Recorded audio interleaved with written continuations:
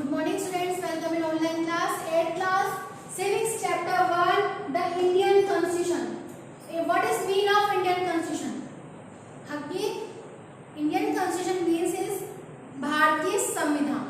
कि हमारा भारतीय संविधान क्या है, कि हमें भारतीय संविधान जिस तरह से हर गेम्स के अलग अलग रूल्स होते हैं कि फुटबॉल के गेम्स के अलग रूल हैं, हॉकी गेम्स के अलग रूल हैं, क्रिकेट गेम्स के अलग रूल हैं। तो जिस तरह से अलग अलग गेम्स के अलग अलग रूल्स होते हैं उसी तरह से हमारे संविधान में भी अलग अलग रूल्स होते हैं। रूल्स इन द सेंस कि हमें हर प्रकार से हमारी हर सुविधाओं को ध्यान में रखते हुए हमारे यहाँ पर अधिकार दिए गए हैं जिनका पालन हम लोग हमारे द्वारा किया जाता है।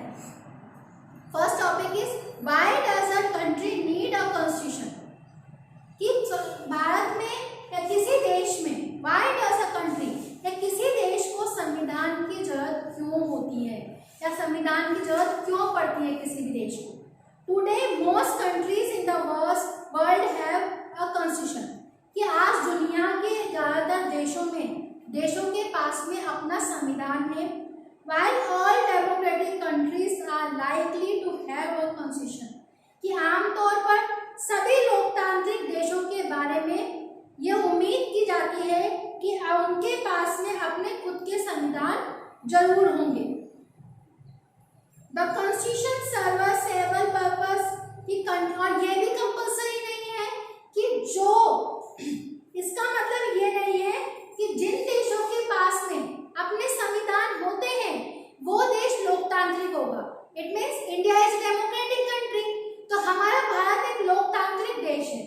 तो जरूरी नहीं है कि जो देश जिनके पास में संविधान हो वो देश लोकतांत्रिक हो, या फिर जो लोकतांत्रिक हो उनके लिए संविधान भी अनिवार्य है। तो ये दोनों जरूरी नहीं है। लेकिन अपने देश में अगर लोकतांत्रिक सरकार है या वो देश लोकतांत्रिक है तो वहां पे संविधान का होना भी अनिवार्य है। First it less out the continuous सर्वल purpose, कि सभी यहाँ पे संविधान के कई उद्देश्यों की पूर्ति करता है या फिर कुछ उद्देश्यों की पूर्ति के लिए बनाया गया है। जैसे फर्स्ट है यहाँ पे it lays out certain ideals that form the basic of the kind of the country that we all citizens aspire to, the basic of the kind of the country that was as citizen aspire to live in। कि पहला ये है कि दस्तावेज उन आदर्शों का सूत्रबद्ध होता है जिनके आधार पर नागरिक अपने देश को अपनी इच्छाओं या फिर अपने सपनों के अनुसार या अपने उसके अनुसार वो उसको रच सकता है, बना सकता है। अनादर दूसरा है the constitution tell us what the fundamental nature of our society is. और दूसरा ये है कि संविधान ये बताता है कि हमारे आमतौर के समुदाय होते हैं कि उनके बीच कौन कौन सी बातें हैं या वो हमसे क्या कहना चाहते हैं। A country is usually made up of different communities of people who share certain beliefs but may not necessarily agree on all issues। कि यहाँ पर उनके बीच यहाँ पे कि लेकिन जरूरी नहीं है कि वो सारे मुद्दों पर एक दूसरे से सहमत हो या एक दूसरे की बातों से सहमत हो या उसको समझें। कि लोगों को अपने देश चलाने के लिए उन्हें एक नए पद्धति के रूप में आना होता है और इसके जरिए वो यह भी तय करते हैं this include not only the types of government but also an agreement on certain ideas that they all believe that country should upload. कि जिसको एक देश से सभी देश अपने देश की चलाने की पद्धति के रूप में आगे आते हैं।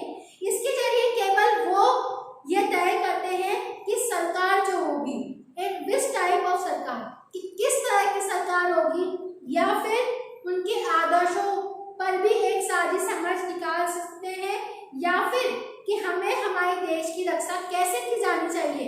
इन सभी बातों पर हम उसमें अध्ययन करते हैं। Let us try understand what we mean by the two constituting situations in the recent history of Nepal। कि हम यहाँ पर इन बातों का इस वजह से मतलब ये निकलता है कि हम यहाँ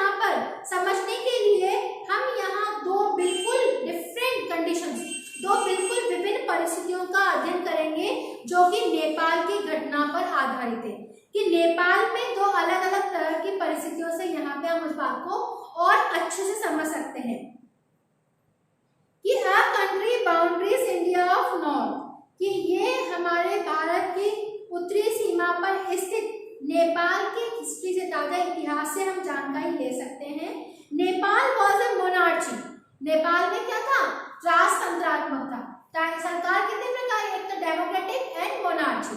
डेमोक्रेटिक मीन्स कि लोकतांत्रिक सरकार एंड मोनार्ची मीन्स इज राजतंत्रात्मक सरकार, कि वहां पे राजा के द्वारा शासन किया जाता था।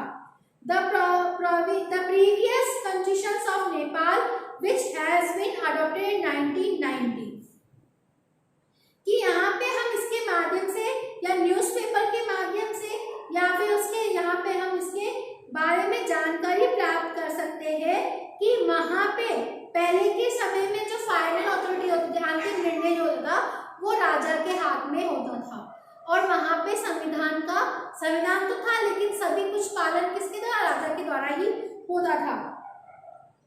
इन 1990 में बना नेपाल का जो पिछला संविधान था कि जो इस सिद्धांत पर आधारित था कि शासन की सर्वोच्च सत्ता जो होगी वो राजा के पास में ही होगी।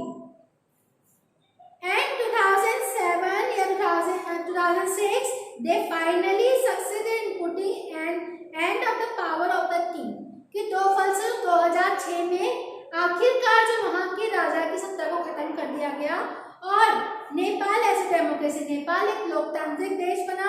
The reason has they do not want to continue with the previous constitution is because it does not reflect ideas of the country they want Nepal to be that they have fought for, कि यहाँ के संविधान के इसलिए अब वो यहाँ पे नए संविधान की मांग करते हैं कि हमें यहाँ पे एक नया संविधान चाहिए जिसके द्वारा हम यहाँ पे ये देख सकते हैं कि जो पुरानी गलतियां थी हम उसको आगे की तरफ ना लेकर जाए। As in this game of football, in with the change in the considered rules will change the game another. All that together, Nepal by moving from monarchy to democracy government, कि जिस तरह से फुटबॉल गेम्स के नियम अलग होते हैं दूसरे खेलों की अपेक्षा, तो नेपाल भी एक जब राजतंत्र से लोकतांत्रिक सरकार बनने जा रहा था या उसमें भी यहाँ पे बहुत सारे चेंजेस देखने पड़े। और नेपाल स्ट्रगल फॉर फ्रीडम, और यहाँ पे नेपाल के संघर्ष के बारे में, जो यहाँ के स्ट्रगल्स के बारे में जो हमने पढ़ा है उसमें यही देखने को मिला किस तरह से यहाँ की राजतंत्रात्मक सत्ता को खत्म करके यहाँ के डेमोक्रेटिक कंट्री की ओर बढ़ा। The second important purpose of constitution is to be define the natures of the country political system. संविधान का दूसरा मुख्य उद्देश्य ये होता है कि देश की राजनीतिक व्यवस्था को भी तय करना, कि हमारे संविधान जो है उसका दूसरा महत्वपूर्ण पर्पस ये है कि हमें यहाँ पे राजनीतिक व्यवस्था को भी तय करना है। For example, Nepal earlier constitution stated that the country was to be ruled by the king and council of the minister, कि नेपाल के पुराने संविधान में कहा गया था कि देश के शासन की जो बागडोर थी, देश के शासन चलाने का जो काम था वो वहाँ के राजा और वहाँ के मंत्री परिषदों के द्वारा ही होता था या फिर उनके द्वारा ही वो काम किया जाता था। The constitutions play a crucial role in laying out certain important guidelines that government decisions making within these societies, कि जिन देशों में लोकतांत्रिक शासन पद्धति या राज्य व्यवस्था चुनी है, कि जहाँ पे डेमोक्रेटिक कंट्री है वहाँ पे निर्णय की जो प्रक्रिया होती है उसमें संविधान बहुत इम्पोर्टेंट रोल होता है, एक बहुत इम्पोर्टेंट रोल प्ले करता है उसमें, जहाँ पे लोकतांत्रिक डेमोक्रेटिक कंट्री होती है। नेक्स्ट है, in a democracy we choose our leader so that they can exercise power responsibly on our behalf, कि लोकतंत्र में हमें अपने नेता खुद चुनते हैं ताकि हमारी ओर से वे सत्ता का जिम्मेदारी संभाल सके और वो नेता का सदुपयोग भी कर सके।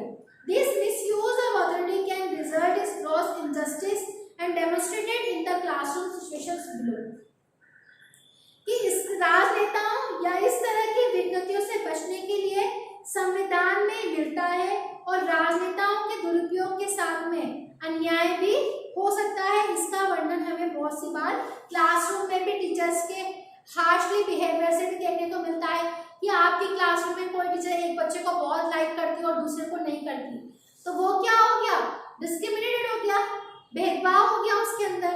अब in democratic societies constitution often lays down rules guard against the misuse of power our political leaders, कि लोकतांत्रिक समाजों में प्राय संविधान ही एक ऐसे नियम तय करता है जिनमें राजनेताओं के द्वारा सत्ता के इस दुरुपयोग को रोका जा सकता है, कि जो पावरफुल होगा वो अपने से नीचे वालों का बहुत शक्तियों से उसका हनन करेगा और उनको दबाव में रखेगा, लेकिन हमें संविधान के द्वारा इस सब को भी हम रोक सकते हैं।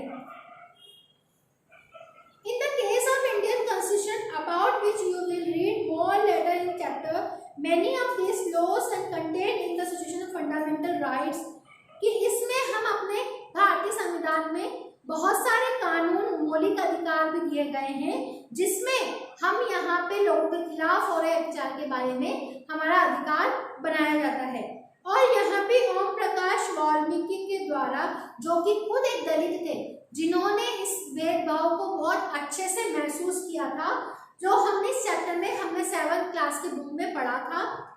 And you read about law of the Indian constitution guarantees the right of equality all person and says that no citizens can be discriminated against on ground of religion, race, caste, gender and place of birth. The right of equality is one of the fundamental rights guaranteed by the Indian Constitution. कि हम भारतीय संविधान के देश के सभी धर्म व्यक्तियों का समानता और स्वतंत्रता के बारे में अध्ययन करते हैं, चाहे उसमें उसके कास्ट से, उसके कलर से, जेंडर से, चाहे किसी भी तरह से उसमें भेदभाव हो, उन सभी के बारे में हम उसमें अध्ययन करते हैं। Now your topic is over. Okay, next topic आपको यहाँ तक समझ में आ गया होगा, इसके आगे का हम अगली क्लास में पढ़ेंगे। Thank you, have a nice day.